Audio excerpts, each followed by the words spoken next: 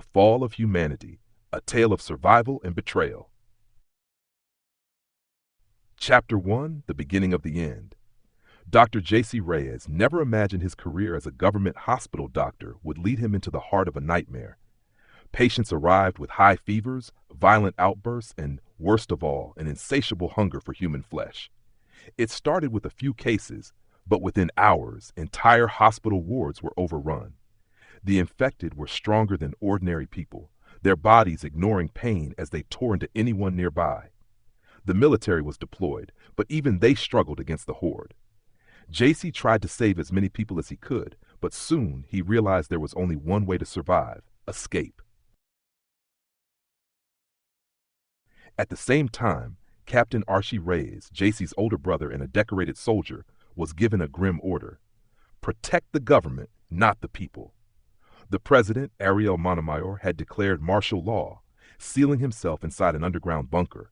The government abandoned the civilians, prioritizing only the elite. Arcie refused to follow orders. Instead, he went rogue, determined to find Jaycie and expose the truth. His girlfriend, Zoe, a skilled hacker and former journalist, was by his side.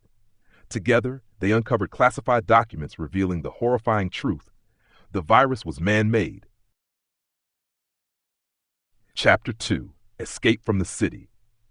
Jaycie barely made it out of the hospital with a small group of survivors. The city was in chaos.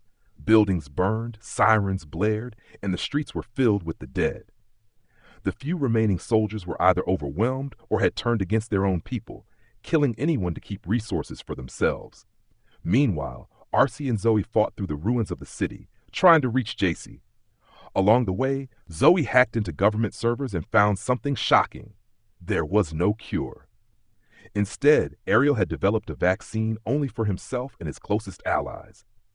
When Arcie and Jaycie finally reunited, Zoe revealed another chilling discovery: the virus wasn't an accident. It was a failed bioweapon meant to be used against foreign enemies, but Ariel had decided to use it for something even worse: population control. Chapter 3, The Underground Facility. Their only hope was to infiltrate the secret lab where Ariel was hiding. But getting in wouldn't be easy. The place was heavily guarded, and the surrounding area was infested with the undead. The journey was brutal. They lost several survivors along the way, but nothing prepared them for what happened next. While crossing an abandoned highway, Zoe was ambushed by a pack of zombies. She fought bravely, taking down several of them, but one managed to bite her before she could escape. She knew what that meant. "Keep going," she said, her voice trembling. "Don't let Ariel win." Arcie was devastated. With tears in his eyes, he gave Zoe a final embrace before ending her suffering with a single shot. The pain of losing her fueled his rage. Ariel had to pay. Chapter 4, The Final Confrontation. The brothers infiltrated the underground facility, taking out guards one by one.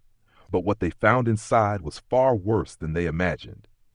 Ariel was not just hiding, he was experimenting. In his desperation to find a way to control the zombies, he had started testing on live humans. Hundreds of people were locked inside glass chambers, injected with different variations of the virus. Some were still screaming, their bodies mutating into grotesque forms. Others had turned into something more than just zombies. The virus had evolved. These new creatures were smarter, stronger, and more vicious than anything they had encountered before. Arcie and Jaycie confronted Ariel in his control room. The dictator sneered at them. "You think you can save this world?" he said mockingly. "Humanity is weak. Only the strong deserve to survive." Furious, Arcie lunged at him, but Ariel had a final trick up his sleeve. He had injected himself with a special version of the virus. Before their eyes, Ariel's body convulsed and transformed. His skin darkened, his muscles expanded, and his eyes glowed an eerie yellow. He had become something else, a monster unlike any zombie they had faced before. The final battle began. Chapter 5, The Price of Victory. Ariel was no longer human. He was faster, stronger, and nearly unstoppable. Every bullet Arcie fired barely slowed him down. Jaycie used his medical knowledge to analyze the mutation.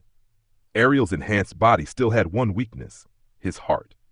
With a desperate plan, the brothers lured Ariel into the lab's main power grid. As Ariel charged at them, Arcie fired a final shot, hitting a nearby gas tank. The explosion sent Ariel crashing into the electrified control panel. Sparks flew. Ariel screamed as thousands of volts surged through his body. His mutated form convulsed violently before finally collapsing, his body charred beyond recognition. But the explosion had triggered something else, a self-destruct protocol. The facility began to collapse.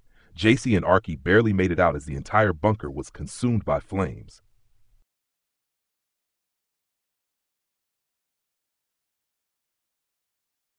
Epilogue: A new threat. The dictator was dead. His secret experiments were destroyed, but the world was far from saved. As Arcie and Jaycie walked through the ruins, they saw something that made their blood run cold. One of Ariel's mutated test subjects had survived. It was watching them from the shadows, its glowing yellow eyes filled with hunger. The virus had evolved, and the nightmare was far from over. To be continued.